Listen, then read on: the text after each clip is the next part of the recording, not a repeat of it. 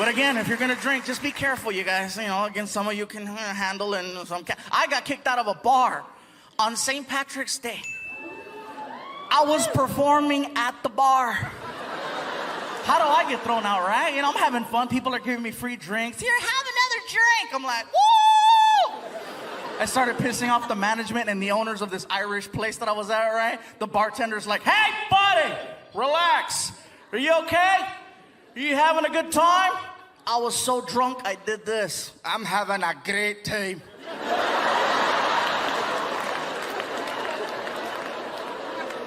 People around me, oh my God, are you Irish?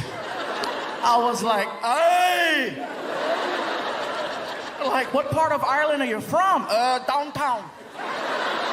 Are you here by yourself? Oh no, I'm not here by myself. Donkey!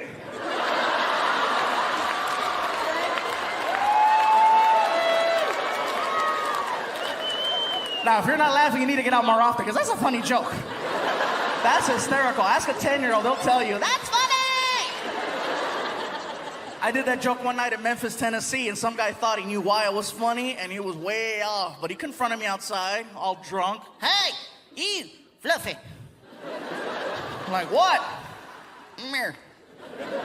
No, you mirror. And he walks over and he's like, I have to tell you, your show was hysterical. I damn near wet myself when you said, donkey! My friend Roy didn't laugh, so I had to explain it to him, and he thinks I'm wrong, but I know I'm right. Could you set the record straight? Sure, what'd you tell your friend? Okay, look here. I told him the reason why it's funnier than hell that you said, donkey! It's because you're Mexican. And you people ride donkeys! Normally, I would have been all over this guy, but two things. One, I was in Memphis, Tennessee. No support. And two, the guy was drunk. I just don't deal with drunk people, man. When it comes to drinking and women, ladies, when you go out, make sure you take one guy with you. You need to take one guy, even if he's, oh my God, you need one. Because a group of you get together, there's always one girl who will elect herself the team captain, right? Try to rally the troops. Get everybody together, you know. Okay, look. Check it out. This is a, shut up. Okay, look. This is what's going to happen. We're going to take my car, so leave your car. My car, leave your car. Ready, ready? Let's go. They get in the car.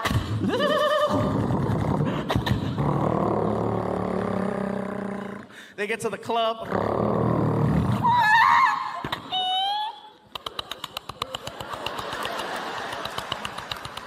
Oh no, my purse.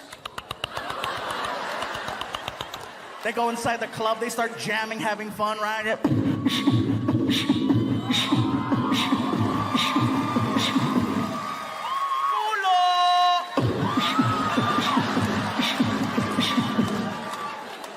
End of the night, that same girl who's being the leader, the captain, she gets more hammered than everybody. She's the biggest hypocrite, walking out missing a shoe, purse, keys, friends, car.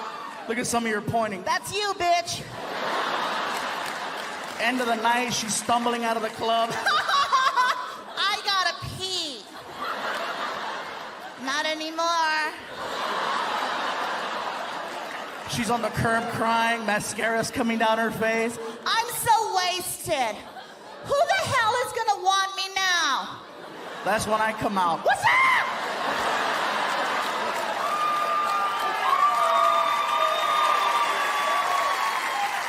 I keep coming back to alcohol, huh? I keep having these issues with it, you know? Like, I got loaded one night, and I don't know what happened. I accidentally wound up at this dance place. Gentleman clubby place, right? I wasn't driving, it was an accident. We pulled up to the place, and I knew where I was at. Even when you're drunk, you could be drunk and blind. You know where you're at, as long as you hear, you know.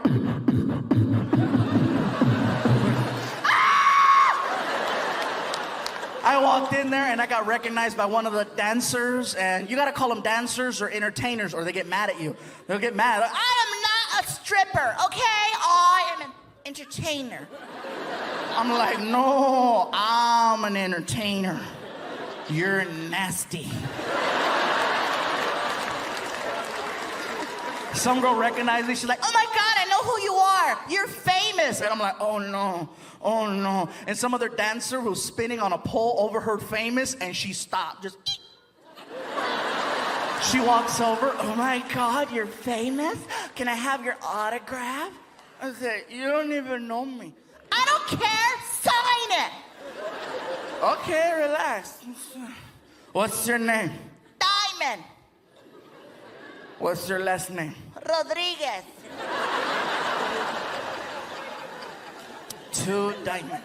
With all my love and affection. Hurry up! I got mad, so I wrote George Lopez.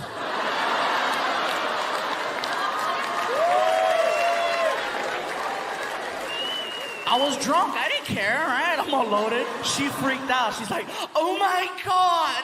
Oh my God. You're George Lopez. I can't help it, you guys. I was so drunk, I did this. I said, I know, huh?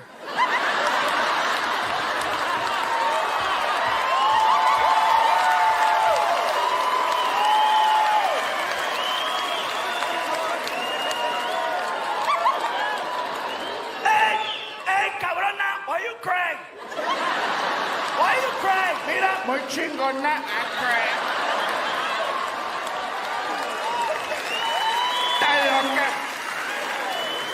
I won't lie, you guys. George knows I do that. I don't think he likes it.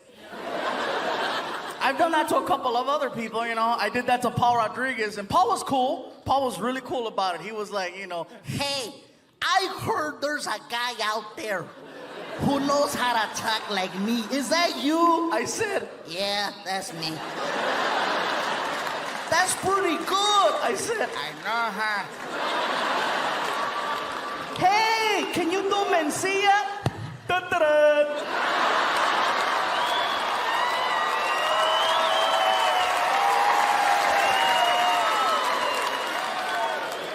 That's how you do it.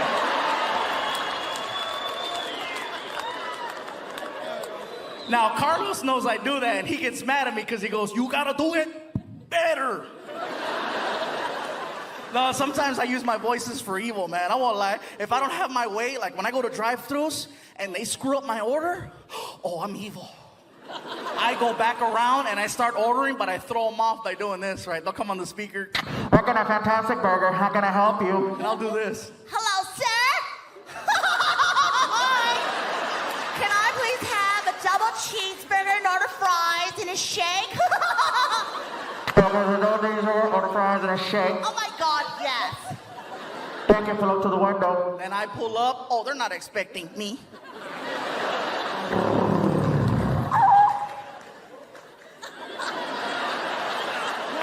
Oh, the look on their face is the best, right? Did you just order? They come back with a bag of food, you know. Would you like ketchup? That's where I let them have it. Oh my God, yes.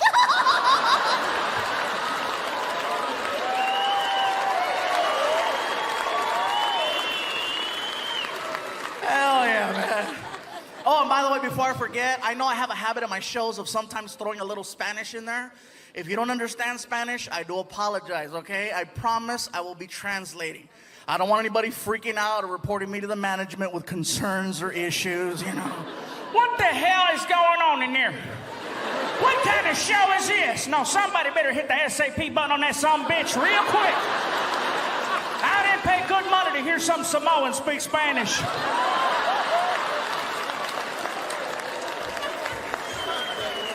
I'm not Samoan, I'm fluffy.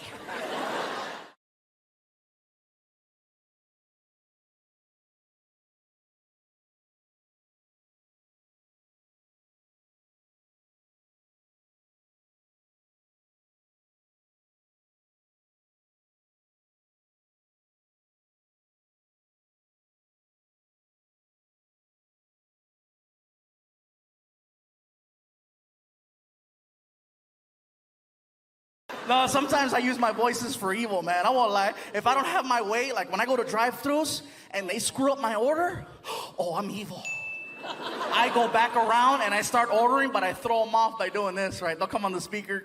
We're getting a fantastic burger. How can I help you? And I'll do this. Hello, sir.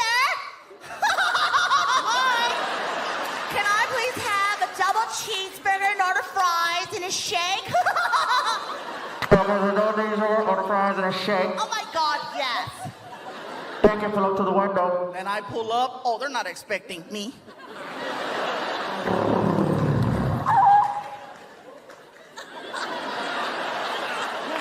Oh, the look on their face is the best, right? Did you just order?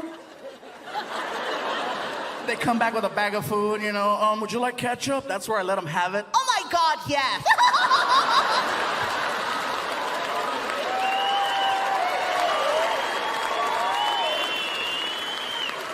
Hell yeah, man.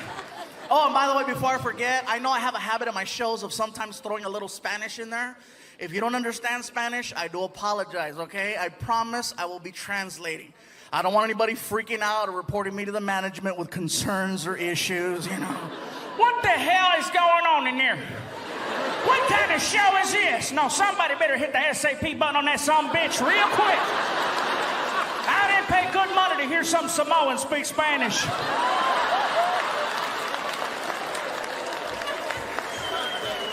I'm not Samoan, I'm fluffy. I didn't know why the guy thought I was Samoan, you know? And I've had this happen a couple times where people go, "Are you Hawaiian?" I'm like, no. No, not just a shirt. I thought it was just a shirt, but no, how could it just be a shirt? Just because you wear a freaking sombrero, that doesn't make you Mexican. I see white people, Cinco de Mayo, wearing a sarape, walking a donkey with a sombrero. You don't look at him and go, "Hola, amigo." No, you're like, "Hey, Ted. Hi." You know, and he's walking around, "Hola, come on. Come on, stupid donkey. Donkey, come on." I don't get it, man. I'm just trying to do my thing. But it's funny, though. I didn't know why the guy thought I was Hawaiian until I actually went to Hawaii. I found out that Hawaiian people actually look like swollen Mexicans. They do. I got off the plane. I looked around. I was like, "Oh, my God, my family." Even they were like, "Aloha, brother. Lo que le, malo, malo." Órale.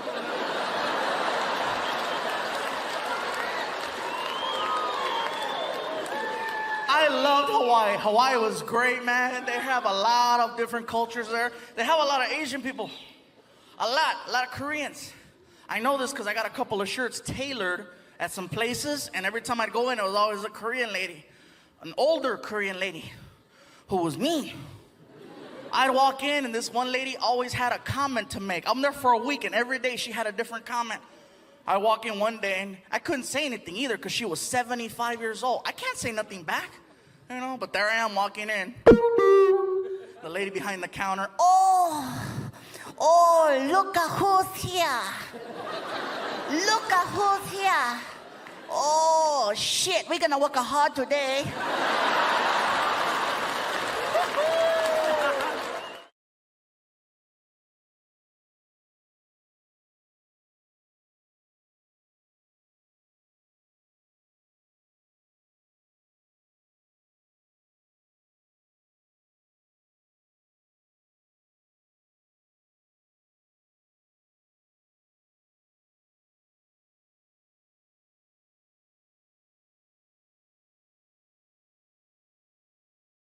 No, sometimes I use my voices for evil, man. I won't lie. If I don't have my way, like when I go to drive-thrus and they screw up my order, oh, I'm evil.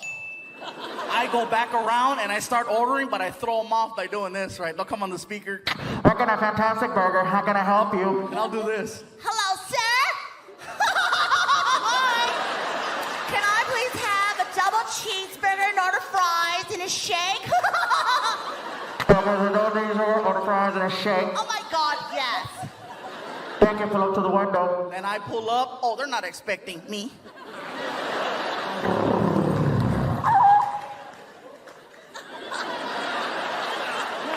Oh, the look on their face is the best, right?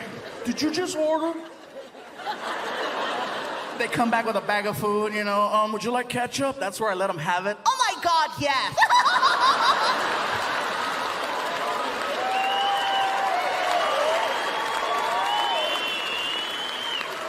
Hell yeah, man. Oh, and by the way, before I forget, I know I have a habit in my shows of sometimes throwing a little Spanish in there. If you don't understand Spanish, I do apologize, okay? I promise I will be translating. I don't want anybody freaking out or reporting me to the management with concerns or issues, you know. What the hell is going on in there? What kind of show is this? No, somebody better hit the SAP button on that sumbitch real quick. I didn't pay good money to hear some Samoan speak Spanish.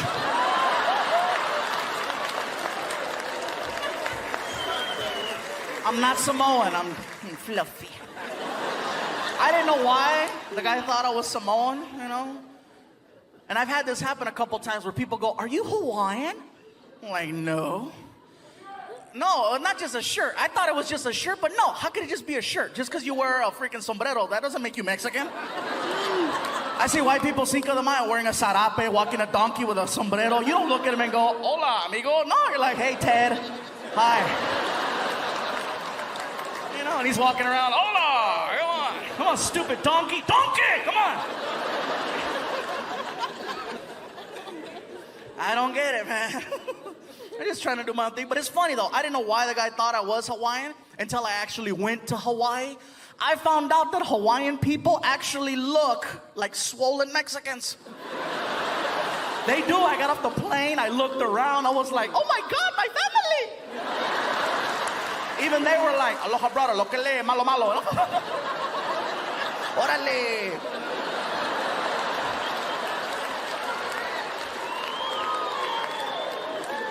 I loved Hawaii. Hawaii was great, man. They have a lot of different cultures there. They have a lot of Asian people. A lot of Koreans. I know this because I got a couple of shirts tailored at some places, and every time I'd go in, it was always a Korean lady. An older Korean lady who was mean. I'd walk in, and this one lady always had a comment to make. I'm there for a week, and every day she had a different comment. I walk in one day, and I couldn't say anything either because she was 75 years old. I can't say nothing back, you know, but there I am walking in. The lady behind the counter, Oh, look at who's here. Look at who's here. Oh, shit, we're gonna work hard today.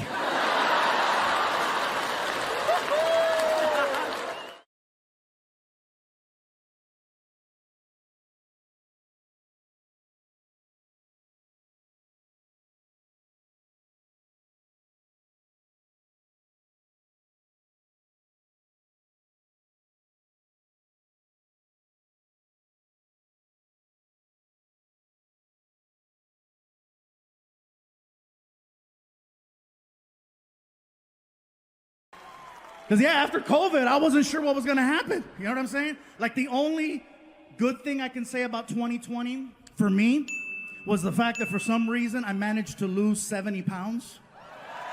Yeah. Thank you. Yeah. Yeah, I lost 70 pounds. People ask me, "What's your secret?" I said, "It's no secret. They closed all the goddamn restaurants. That's a secret. I didn't know how to cook. That was the secret. It was me at home with a Foreman grill making weenies. But yeah, we were on tour in Kalamazoo, Michigan when we got the news that we had to go home. And then we came home and we all turned on our TVs and we watched them lie to us. I'm not trying to be a conspiracy person, but they told us, remember? It's only going to be 2 weeks. That's it. They told us 2 weeks. All right? Ladies and gentlemen, we'd just like to ask that you go home for 2 weeks. Be with your loved ones. Be with your family. Just 2 weeks while we figure things out. Dr. Anthony Fauci has given us some new information to go by. Just 2 weeks. That's all we need. Just 2 weeks. And I apologize for using the same stereotypical old white voice. But that's the one that they used. Because that's the one we listen to in a time of crisis. It couldn't be any other voice. It couldn't be, "No, hombre, cállate, shut up, mira. No más 2 weeks, okay? No más tú. You're going to go home con tu mamá y tu papá. And if COVID come to the house, you tell COVID, hey, no está aquí, güey. Come back another time. It's okay. Just 2 weeks." It couldn't be any other voice. It couldn't be, "I'll tell you what. This is what you're going to do, goddammit. You're going to take your ass home. You're going to hunker down. You're going to hunker down. And if COVID shows up at your front door, get her done right there to the face. Okay, that's what you're going to do. Just 2 weeks." It couldn't be any other voice. It couldn't be, "All right, listen up. Okay, this is what's going to happen. You're going to go home. You're going to be with your family and them, right? And if, oh, you don't want to laugh at the black voice, huh? Whatever, that's your guilt, not my guilt. I'm fine. I'm fine. But yeah, just 2 weeks. That's what they told us. 2 weeks. And 2 weeks turned into 2 months, turned into half a year, turned into a year plus. And little by little, they told us who was most at risk for COVID-19. Come to find out, it's people over 45, okay? People who are overweight. Here we go. Diabetics, no chingas, really? Most at risk, Latinos and African Americans. Bye, Felicia. I come to find out I was 85% of the underlying conditions. Over 45, overweight, diabetic, high cholesterol, high blood pressure. Apparently, COVID is my Tinder match. Someone finally wants to swipe right, and her name is Corona. Yeah.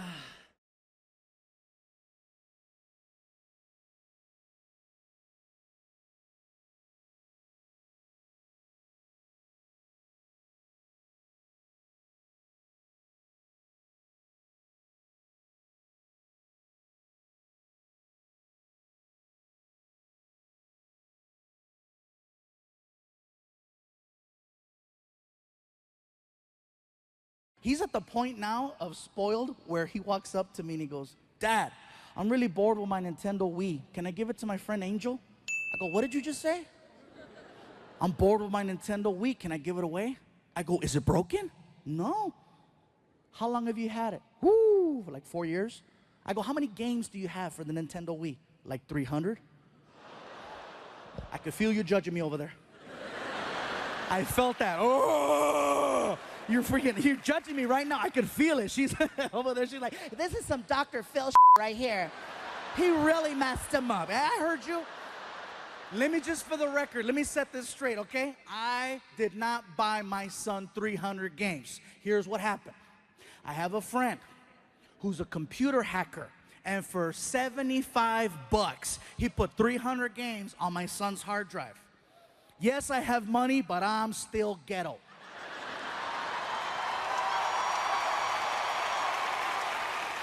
Oh, yeah. So I tell Frankie, do you realize how lucky you are? And then he rolls his eyes. Oh, lucky. I go, yeah, dude, you are. I says, you got a Nintendo Wii that works. You've had it for 4 years, and it still works. If something happens to it, I can take it back to the store, get you a new one, because I got a warranty that'll last you another 4 years. Why is that a big deal? Because when I was your age, I had a Nintendo. Wii? No. Frankie, in 1987, I had a thing called a Nintendo Entertainment System, okay? Nintendo Entertainment System.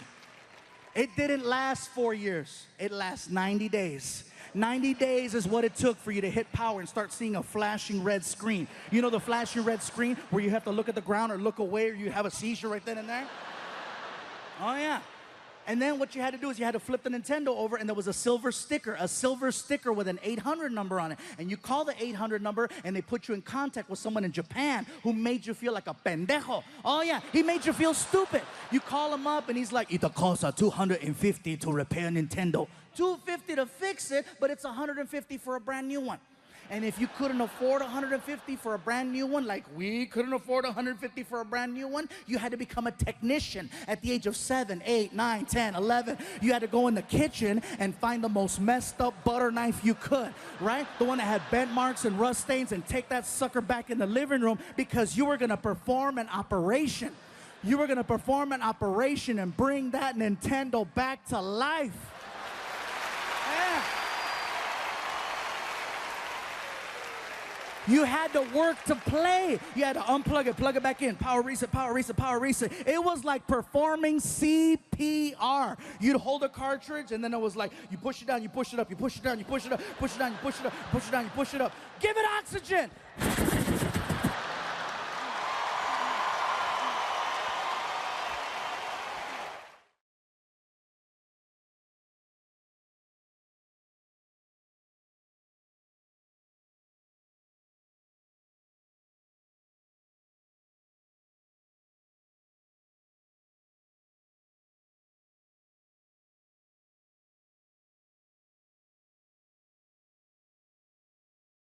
A lot of things have been happening over the years. This past year, I had the opportunity to be on a reality show, and things kind of worked out a little weird. But hey, all I can say is the winner is the winner, and he did what he did, and he got what he got. But hey, this ain't bad for 6th place, is it?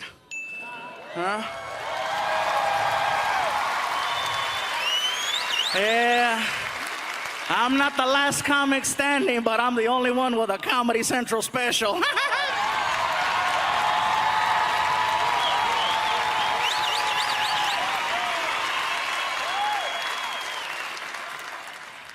I know my mom is here tonight. She's like, "Míralo, este pinche ego." Ay. I love my mom. She's over here, you guys. Just say hi to her. Mom. Right there. That little woman made me. And she tells everybody, "No, he came out of here." Ay, no, hombre, this is the road to success. She is not shy. She cracks me up though, man, because she likes what I do because it's working, but she still doesn't get the jokes. It's not that she doesn't speak English, because she speaks perfect English. She just doesn't see me as a comedian. She sees me as her son. I can't tell her a joke because then she questions it and kills it, right? I can tell her something like, "Mom, why'd the chicken cross the road?" And I'll get, "Who let out the chicken?"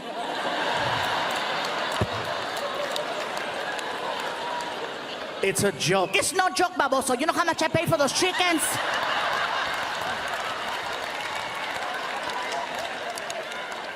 Never mind. No, you never mind. It's cool though, man. She's seen me do a lot of things. A lot of people say, "Well, you gave your mom a shout out. What about your dad?" Well, he's not in the picture. My father, I'm gonna put some beans out there. My father was a mariachi. I swear to God, dude, he's one of those straight up, And my mom hooked up with him about 30 plus years ago one night, and 9 months later, tan tan, and I came out. So I have a vague memory of my father. I knew him until I was about, maybe 4 years old, and then apparently they got the band back together and he took off. And I don't remember exactly what he looks like. And sometimes I'll take my mom out to dinner and I'll go, "Mom, just, I don't mean to bug you about this, but, what does he look like? Do you have any photos or anything I can get an idea and stuff?" And my mom, she's funny. She grabs the hot sauce. "He looks like that."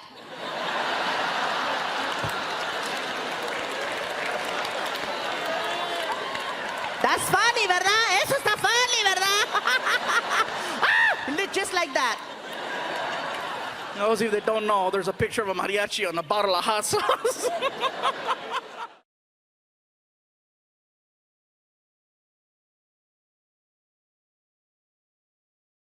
I want to let you all know right now that there are things about me that you don't know that you're going to find out sooner than later. So basically what I'm trying to do at this moment is do what my lawyer said and get ahead of it. I offended someone whose name I should have never brought up. I offended a professional fighter. His name is Canelo.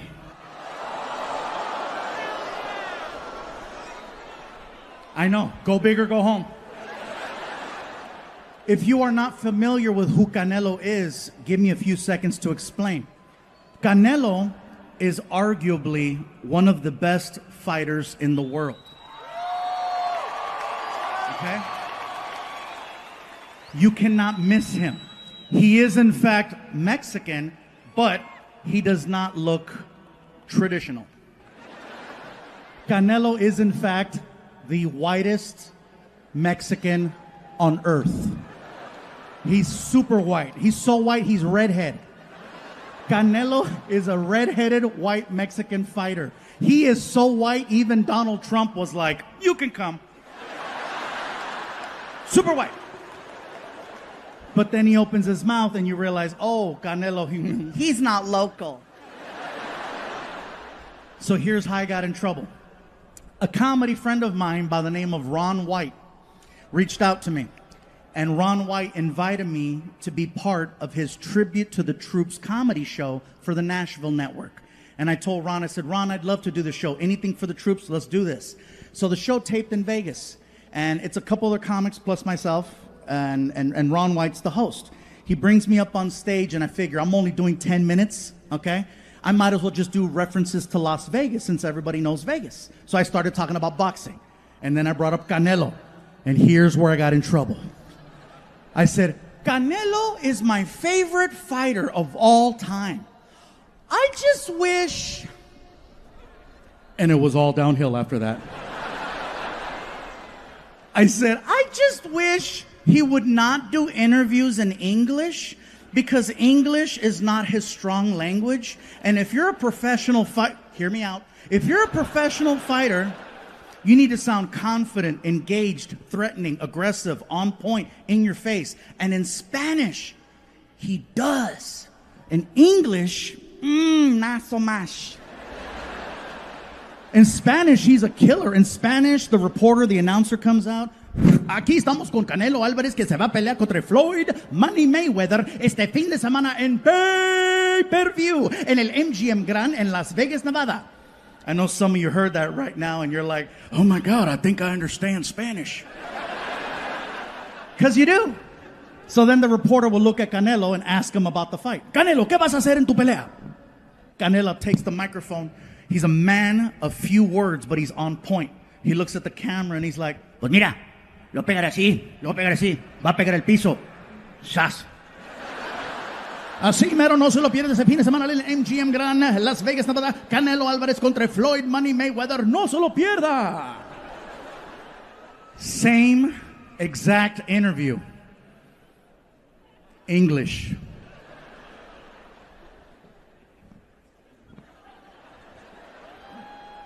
I'm standing here alongside Mexican superstar Saul Canelo Alvarez, who's going to be facing Floyd Money Mayweather this weekend on pay-per-view.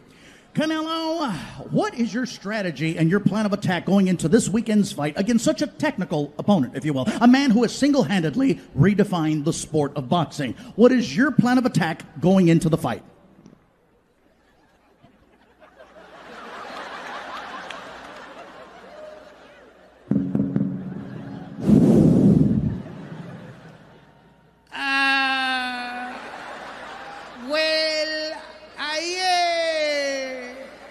Going to hit him like this. I'm going to hit him like this.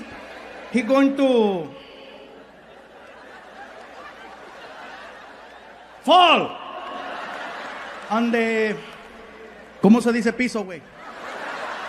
Floor. He's going to fall to the floor and then tan tan así. All right, well, there you have it. Floyd Mayweather, I hope you are ready, my friend, because, yeah, that's what's waiting for you. Reporting live for ESPN News, I'm Phil Stevens.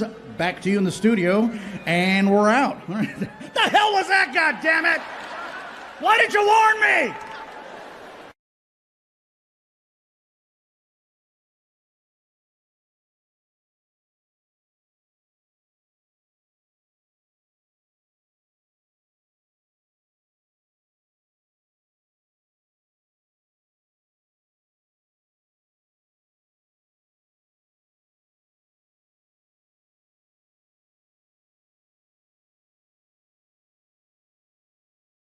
And that's another thing that's changed, you guys. My son Frankie is now 18 years old and 1 week away from graduation. Yeah. You guys are clapping, but he's not leaving. I've already asked him, I said, Frankie, what do you want to do with your life? Have you thought about college? Just now. I'm like, Frankie, you do realize that all you need to do is get accepted. I tell a lot of jokes. I will pay for your entire college education no matter where you want to go. As long as you get accepted. What do you think about that? I say, you know, if you want to go to school in California, we'll make it happen. You want to go to school out of state, we'll make it happen. I said, hell, I'll even do one of those international programs. You know the ones where you give them one of your children and then they give you one of their children? What is it called when you kid swap? Thank you. Sorry. That's right. Exchange. Some of you are like, that's called human trafficking. Different program. I would love to do an exchange program with my son, but don't give me a regular kid. If I'm gonna do an exchange program, give me a kid from like a hardcore third world country so that he appreciates all the basic things most American children take for granted.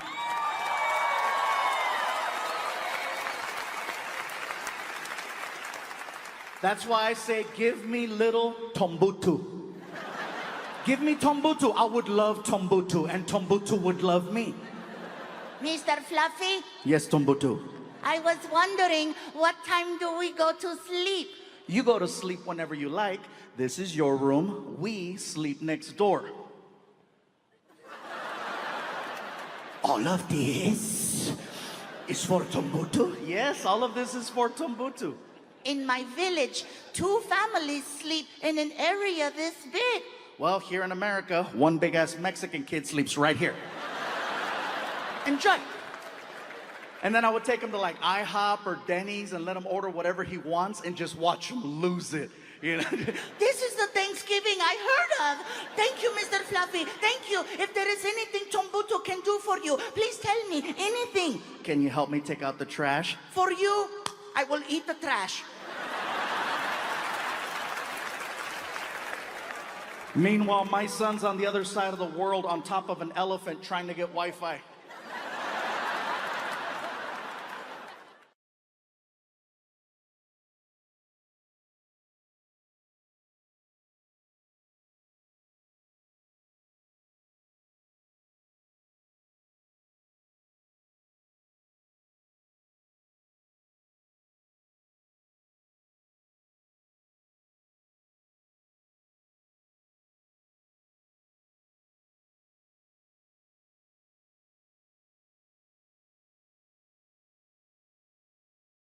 Yeah, man, this country, you guys, I love living here in the United States.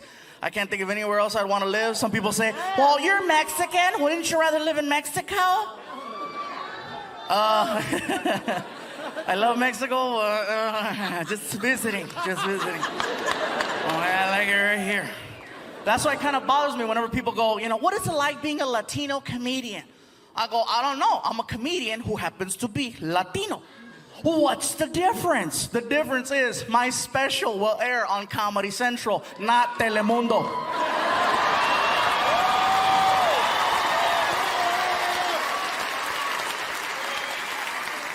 It's hard, you guys, you know. A little Espanol. If you speak a little Spanish, it freaks people out. Oh my God, he's speaking Spanish. You know, don't get me wrong, I like watching Spanish programming myself. Some of the stuff is really cool. My favorite thing are the commercials. Because they're always about sex. You don't even know what the product is until like the last 2 seconds. It's always some model walking out all sexy, right?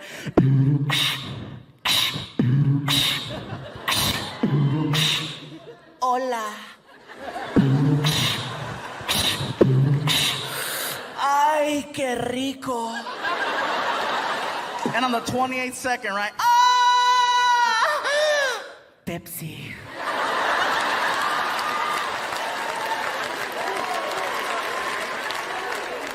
And you're sitting there going, I gotta go get a Pepsi. Oh, yeah. Oh, my God. I have a thing for soda. I love it, man. I know they gave me water, but, oh, soda. I didn't even see that right there. Right? Excuse me un momento. Pepsi. No, that's actually diet, which is cool. I'm not on a diet, and it's funny because people go, well, then why do you drink diet soda? So I can eat regular cake. I love cake, man. Are you kidding? By the way, I want to thank the 3 people who brought me a cake personally. I have them in the bag. I really appreciate that. It was very nice of you. The management and the promoters are freaking out. They're like, Gabriel, why do they all bring you cake? I go, because on TV I talked about one time how much I love cake, and so people bring it. My friend Mando got mad. He's like, why don't you talk about hookers? But yeah, somebody asked me earlier too. They said, Gabriel, when you get to do your special, are you gonna do anything about the country? Are you gonna talk about politics? Well, I'm gonna talk about, first of all, how I love this country and I wouldn't want to live anywhere else. I know that half the world right now thinks that our leader is the devil, and most of us would agree. He's not. I don't have to make fun of the president. He does it by himself. Okay? He does it by himself. Every time he comes on TV, I can't wait to hear what he has to say, especially during press conferences, right? Mr. President, question. It's been over a year. What is your plan for Katrina? We're gonna find her. That's right. And we're gonna bring Katrina to justice. We have every reason to believe Katrina's connected to Al Qaeda. K to Katrina. They both start with a K. Our president got elected. I didn't vote for him, but then again, I didn't vote for the other guy either. I was just like, how Bush won is beyond me. Americans, we love to vote, but we don't vote for presidents. We vote for things like American Idol. Because that's fun. Voting for presidents is not fun. Voting for American history, bang, shebang. That's what they should do for presidents, you know, just put both guys on TV for 1 hour. Call it something catchy like, who's gonna run this bitch? You put them on TV for an hour, let them argue. 30 minutes into the special, you put an 800 number on the screen and say, cast your vote, right? You've reached the presidential hotline. For George Bush, press 3. John Kerry, press 4. Other options, press 5. You don't like either one? Press 5. Please hold.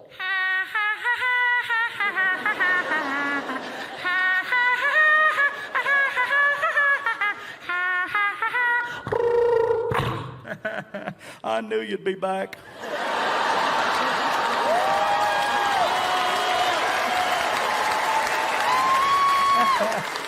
That's right. You know you miss your daddy.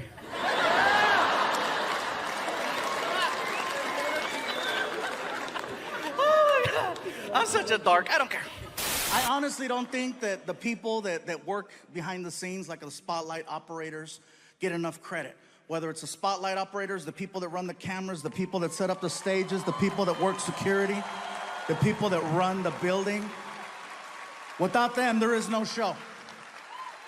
And the same thing goes with me. I got my own support team, managers, agents, promoters, freaking merchandise people. I have a bus driver named Dave who has never received any credit. And he's been working for me for almost 10 years now. This man has successfully gotten me to every single comedy show on time without fail.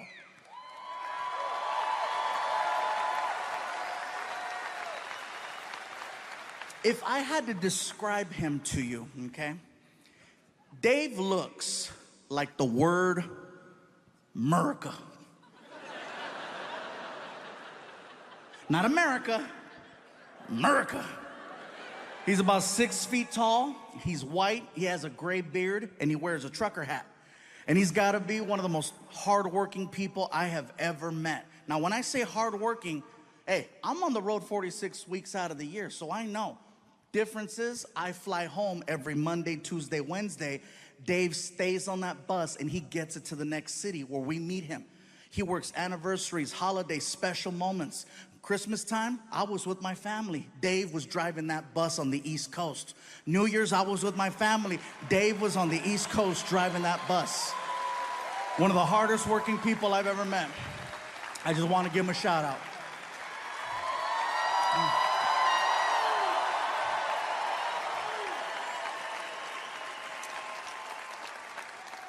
In addition to being hardworking, he's very honest. Now, when I say honest, I don't mean, oh, he does his taxes right. I mean painfully honest, no filter honest. He talks the way people used to. He does not have time to mince words. He just calls it like he sees it. Before me, he used to work with a man by the name of Kenny G. Grammy Award winner, amazing, amazing music. One day, Kenny G was on his tour bus that Dave was driving, and I guess the two of them had a little discussion, and Kenny G used some words that Dave would have rather him not have used. And instead of getting into it with him, this is what Dave does.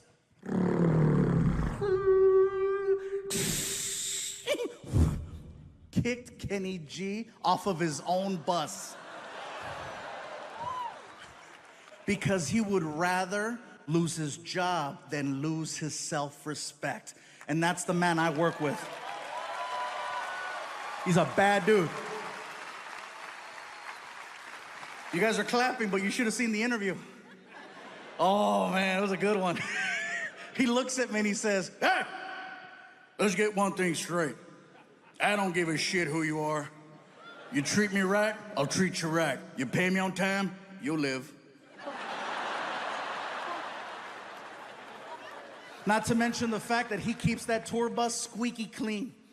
And he takes a lot of pride in that as well. One night, I was drinking on the bus, and I go to put my cup down, and I missed the table, and the cup hit the floor. I didn't get up right away to get the cup, because I figured I'm gonna get up in a couple minutes and make myself another drink. I'll pick up the cup then. Dave sees the cup on the floor, and then he looks at me and says, "Hey, I ain't your mama. Pick that shit up."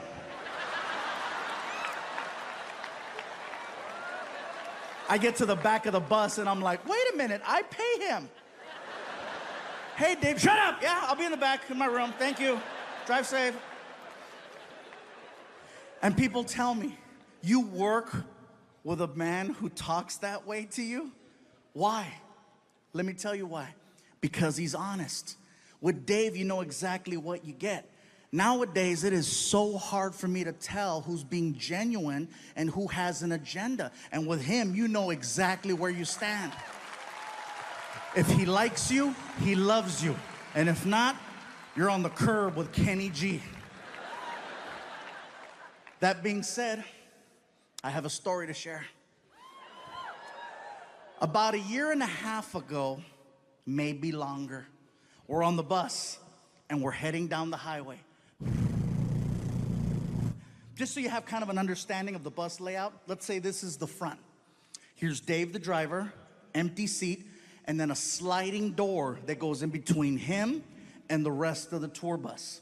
My buddy Alfred and I are in the living room portion and we're watching TV.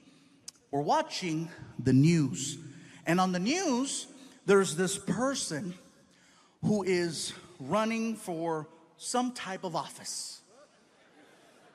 No particular office. And I guess their big plan is to erect a structure between two bodies of land. Somewhere. And I guess they want one side of the structure to finance the entire project. Well, my buddy Alfred and I, we have a lot of family that works in construction, and we know a bad job when we see one. So we started to voice our opinion out loud about how we felt about this person and what they wanted to do. We're being very loud. So loud, Dave can hear us.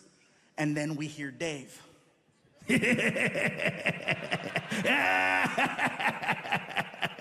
America. I yell out to Dave. I said, "Be quiet, Dave. This isn't about you." He taps a button on the dashboard that activates the sliding door. And when the door's about that far from closing, he yells out, "I'm building a wall."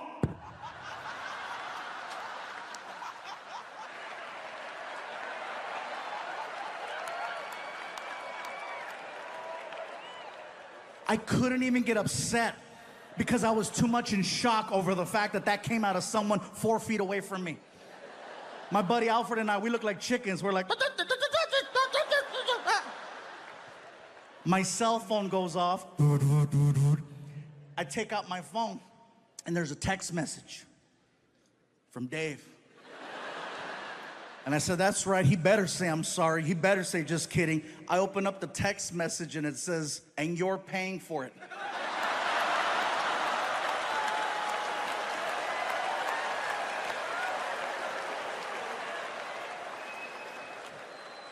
And people tell me, "You still work with him after that?" Yes, I do. I trust that man with my life every single night. I know where his heart's at. He can say whatever he wants. At the end of the day, he still has to drive around the king of the Mexicans.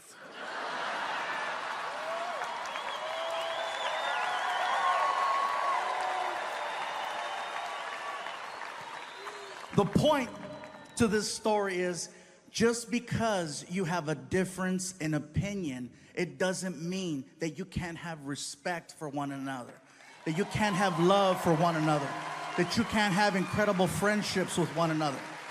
It's our differences that make us special. What a lot of us need to work on is our delivery. It's all in the way you say things. That's why text messages are always misinterpreted, because you read the text according to how you feel.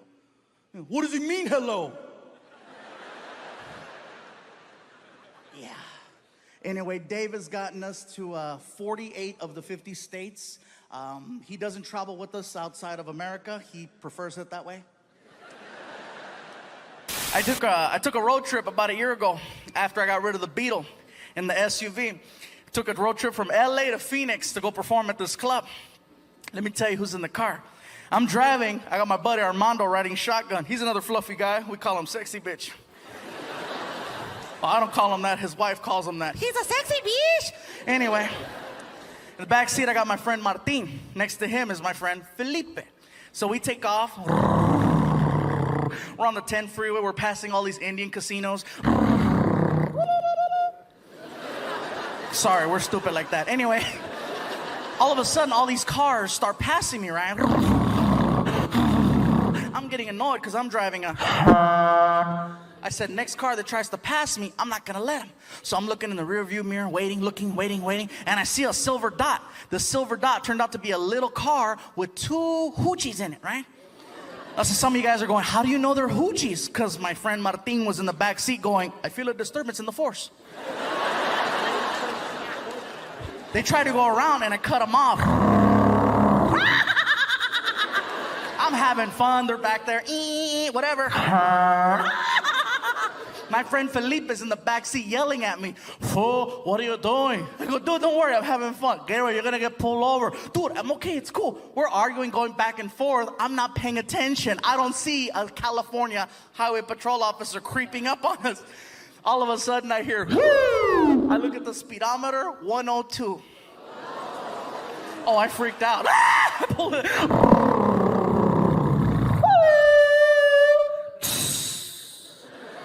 The little car that was behind me with the 2 hoochies, they got pulled over because they were going just as fast, you know.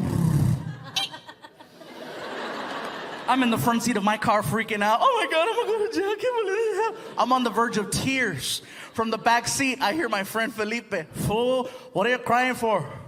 What are you crying for, fool? You're not the one with weed in his pocket, are you?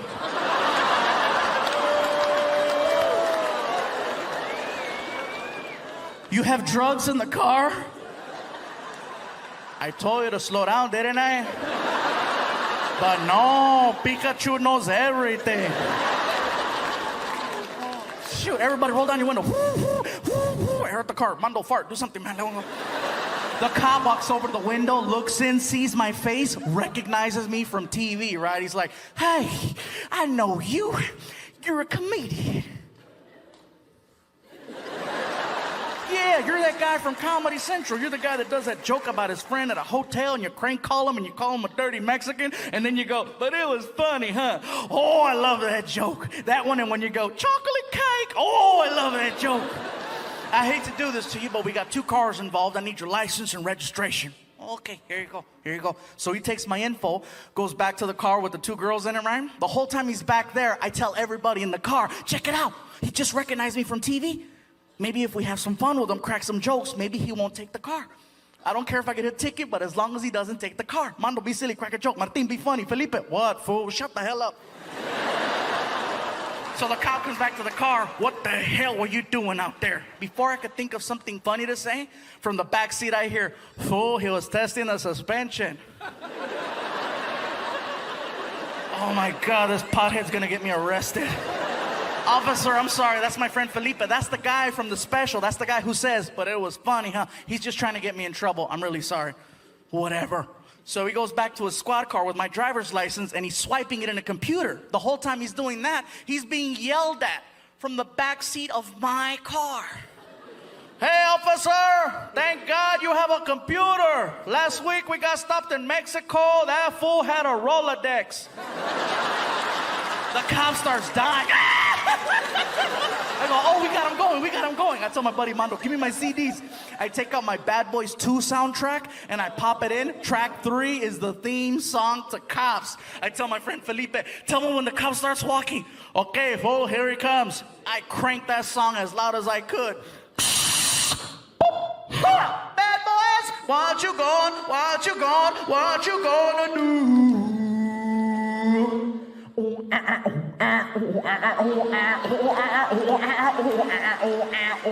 Best part, now the cop is walking to the beat.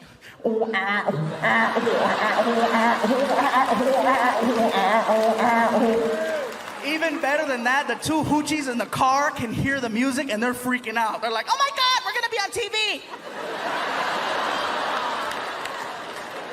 The cop goes to the girls, gives them a ticket, lets them go. Looks at our car, and at this point, we're like halfway through the song, right? We're like, police not give it no break. Hey, bad boys, man. Got our arms out the window like a bunch of idiots. The cop is in the middle of the freeway dying. He walks over to the window and he's like, shut it off!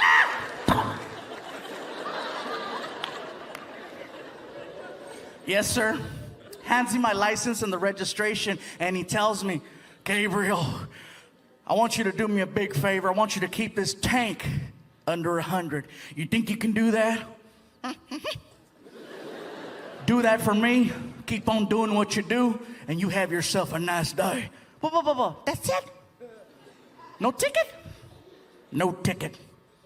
I don't know what possessed me to look at this man and go, why? How come the girls got a ticket? And he tells me the coolest thing. He says, because they couldn't make me laugh.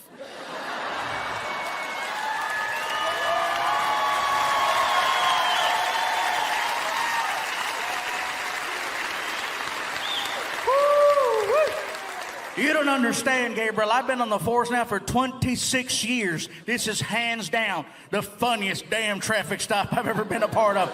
Do you have any idea how hard it is to give two sluts a ticket while listening to Cops? I damn near pissed myself. I was laughing so hard. This is going in the books as one of the funniest things that ever happened to a police officer. I swear to God. The only story better than this one is a buddy of mine pulled over some fat guy that gave him donuts.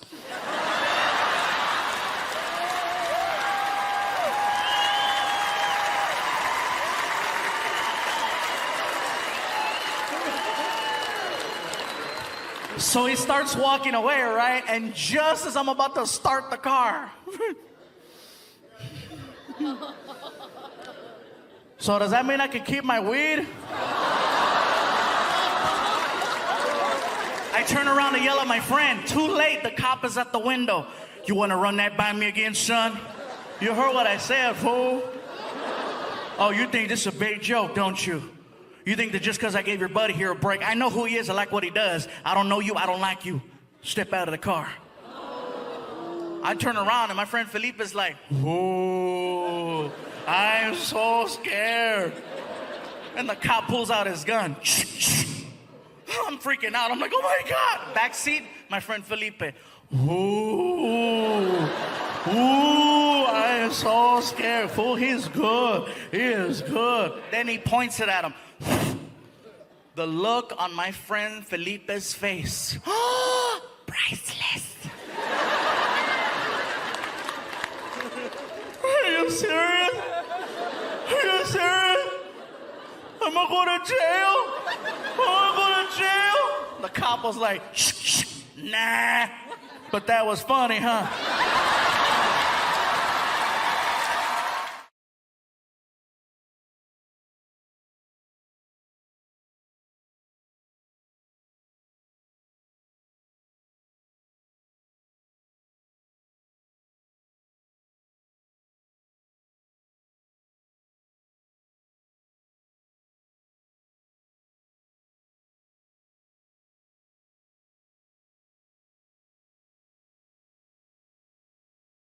One night at one show, I received 11 chocolate cakes.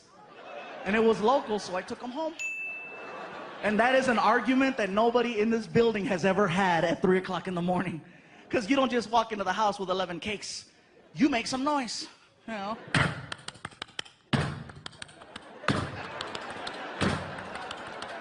And I walk in with the last 2 cakes, and my girlfriend's in the kitchen, and she's like, "What the hell is this?" I'm trying to be cute. It's a bakery.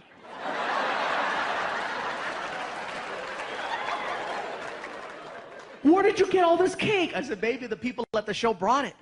"Are you gonna eat all of it?" "Eventually. I'm not gonna do it in one hit, you know, freaking 2 hours later. Clear."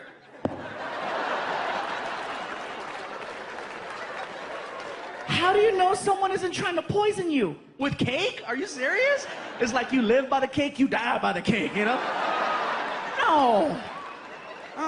So we're going back and forth, right? We wake up Frankie, and Frankie walks into the kitchen at 3 o'clock in the morning, and he's all,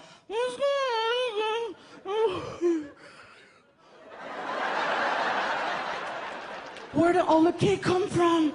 "The people at the show brought it." "Tell them I said thank you." "I'll tell them you said thank you, Frankie." "Gabriel, how come they bring you cake?" "Because 10 years ago I did a joke where I said, I love chocolate cake. Now people bring me cake." "You should say you love Transformers." I'll start doing it, all right? So my girl's like, "Baby, put Frankie to bed." I go, "Frankie, you gotta go back to sleep." "Want some cake?" "Yeah." So I grabbed one of these tiny cakes that somebody brought me, one of those little tiny ones that has the plastic cover and the sticker on the side, and I handed it to him. I go, "Here." He goes, "A little piece?" I go, "Dude, it's a small cake. You could have the whole thing." And the look that came over his face at 3 o'clock in the morning was like he got a gift from God. Because I said, "Here," and he was like, "Oh,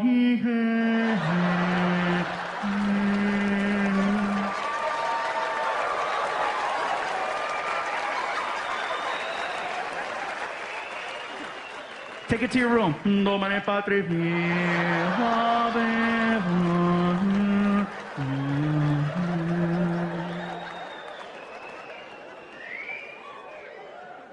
I went to go take him to school the next morning. He's in the bathroom crying. "Hey, are you okay?" "My stomach." "Your stomach? Too much cake?" "Yeah." "Was it good?" "Hell yeah." "I'll see you in the car." 20 minutes later, he comes to the car and he's all sweaty. "You all right? What happened?" "I blew it up." Get in the car. I get him to school 45 minutes late. And usually when I drop them off, you guys, I leave them on the side of the school, and they have like a drop-off zone with cones and a supervisor to make sure that your kid gets off safely. When you're 45 minutes late, there's nobody there. So I left them in front of the school. And apparently that's a no-no. You're not supposed to do that. I didn't know, you know. Go for it. "I'm not supposed to. I know, dude. Just go. You're late. Go." Out of nowhere, here comes the principal. And I know it's the principal because he's like, "It's the principal. It's the principal. It's the principal. It's the principal." I'm like, "Dude, relax. I'm 30. I don't give a damn." Here comes the principal. Sir, this is not the designated drop-off area. Please take your child to the other side of the school. You cannot leave him here. I was like, "Watch this." Señora, no sé lo que está diciendo. Estoy dejando a mi hijo aquí. Aquí va a la escuela. Su mamá no se levantó. Yo no sé qué está pasando.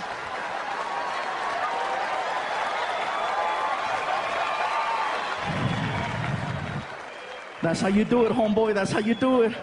That principal was amazing because she was like, Usted no puede dejar su hijo aquí. Saca la vuelta a la otro lado de la escuela. Allá sí, sí, aquí no, no. Allá sí, sí, aquí no, no. Yo no soy pendeja.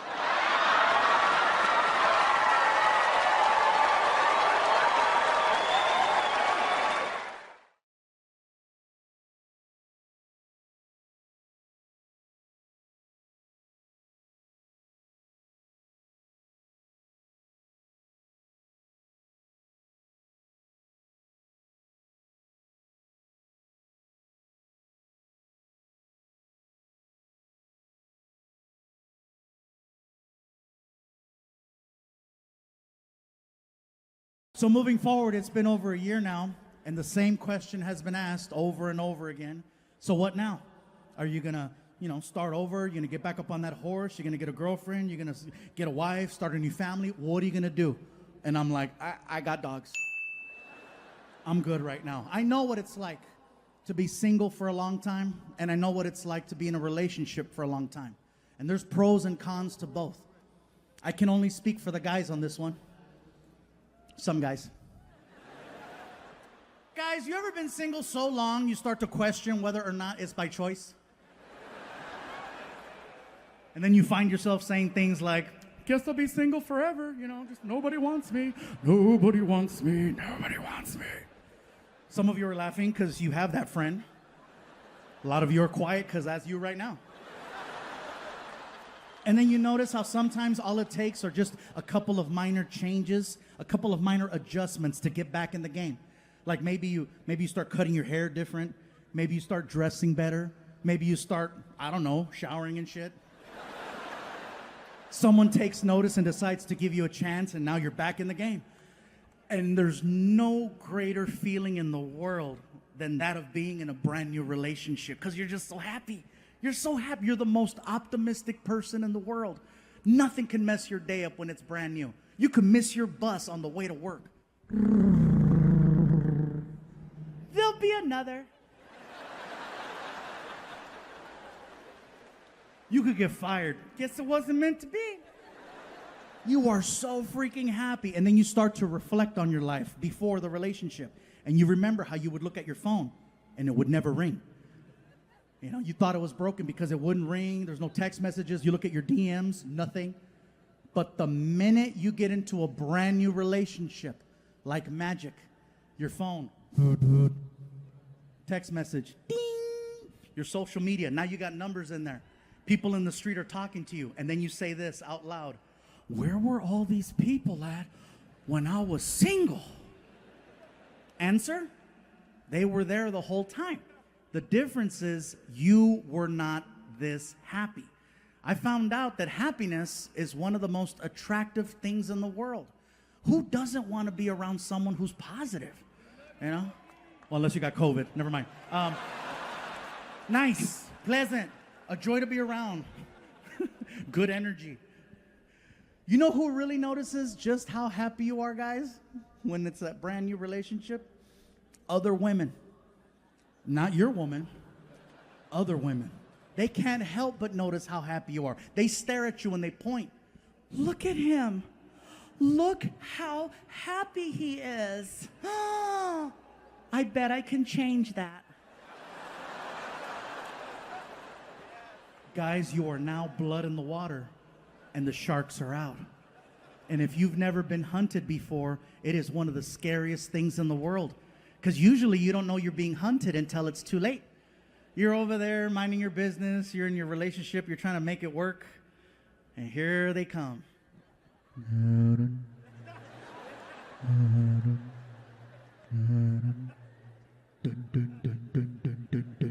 Before you know it, it's too late.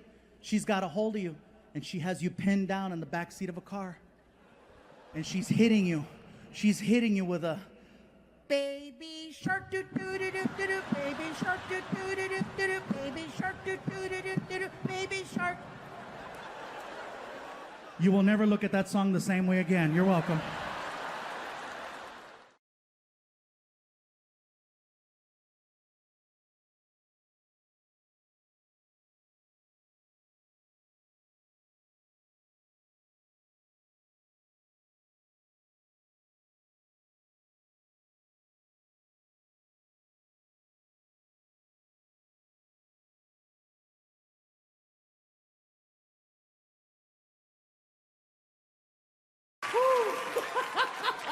I am super excited, you guys. Let me tell you, this is our 19th year coming to Chicago, okay? 19 years.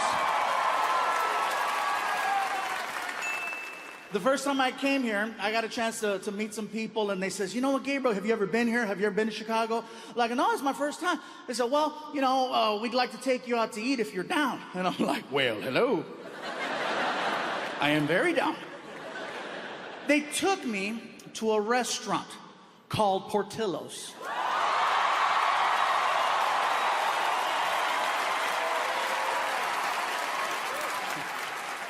You heard of it? So we get there, and it was very, very good. The hot dogs were delicious. I had a chicken chop salad, it was amazing. Had a beef dip, really, really good. But it wasn't until the meal was almost over that these new friends of mine said, we'd like for you to try something you might not have ever had before. And I'm like, that's not likely. I said, well, what is it you want me to try? And they said, well, they sell a thing here at Portillo's called a chocolate cake shake.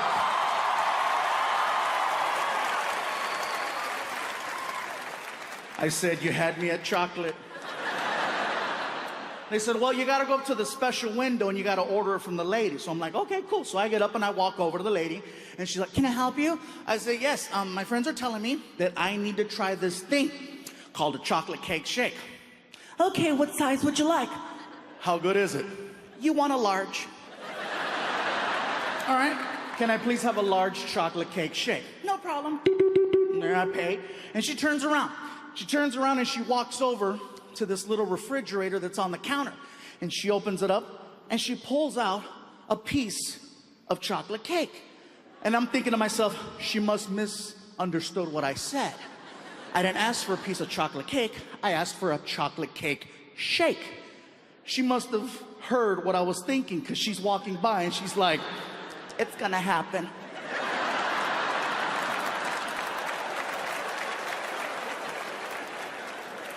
She walks over to the blender, she takes the freaking lid off, and she just looks at me and does this. And I was like, no. And she's like, oh yeah. She pours it and she hands me this like 44-ounce chocolate shake, which is way more than anybody should be drinking. The straw was so thick you could almost fit your thumb in it, okay? So I grab the shake and I begin to attempt to drink it. So I'm just, and I can see the shake coming out. And it hit, and then all of a sudden, woo!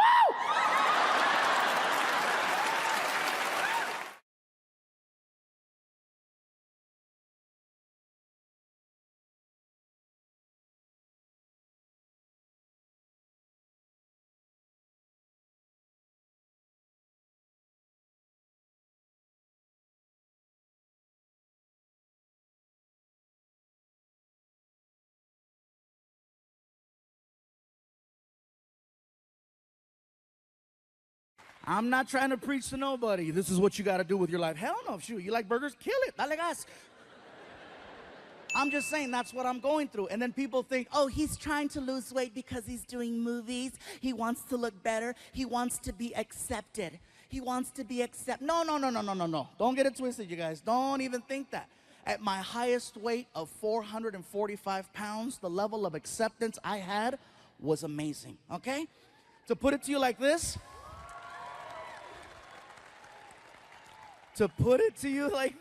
at 445 pounds, there was women throwing themselves at me. At 445 pounds, there was men. Oh, in Bay Area, let me tell you something about gay men. I know you're in here, I saw the line. I'm gonna tell you something about gay men. Gay men are very creative, they're very persistent, and they're very opportunistic when they want to achieve the mission. They're just as calculated as straight men are. I'll give you an example, I'll tell you a story, right? So, one night, Martin and I are at a bar, and we're having drinks. And that should come as no surprise. Oh, really, they were drinking? Yeah, we killed it. So, as we're drinking, Martin is paying attention and he's listening in to a conversation that's happening about 15 feet away between these two girls. They're going back and forth, and one of them was like, I don't believe we finished the whole bottle. How the hell are we supposed to get home? Martin stands up, looks at me and says, bro, I'll be back. And then it began. The Hunt. You know, freaking.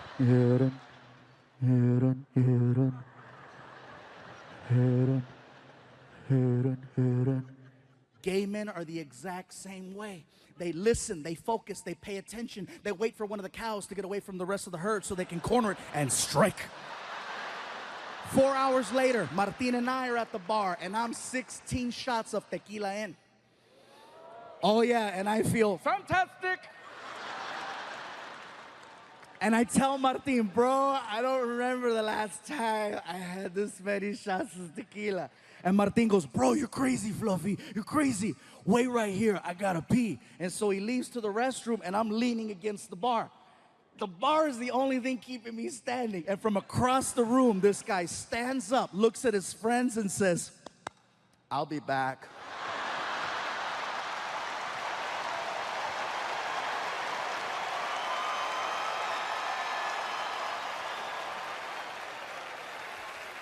And then it began. The Hunt. And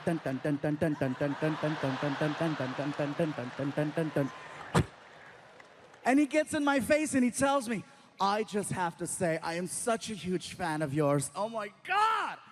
Anytime someone says they're a huge fan of mine, it automatically makes me smile.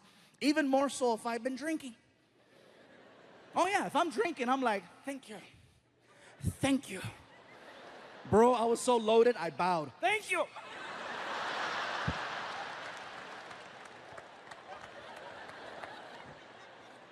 The guy puts his hand on my shoulder and he says, I just have to say, you have gotten me through some difficult time. And he stops talking and he squeezes and he goes, oh my God. Do you work out? I was so drunk, I said, a little. You're the first person to notice. And he's like, oh, you could totally tell. And he squeezed again, and I said, I'm sorry, am I overstepping? No, bro, you don't understand. I'm stressed out. That felt pretty good. Want me to rub both your shoulders and your back and scratch it? Because I will. Oh, whoa. Hey, go for it.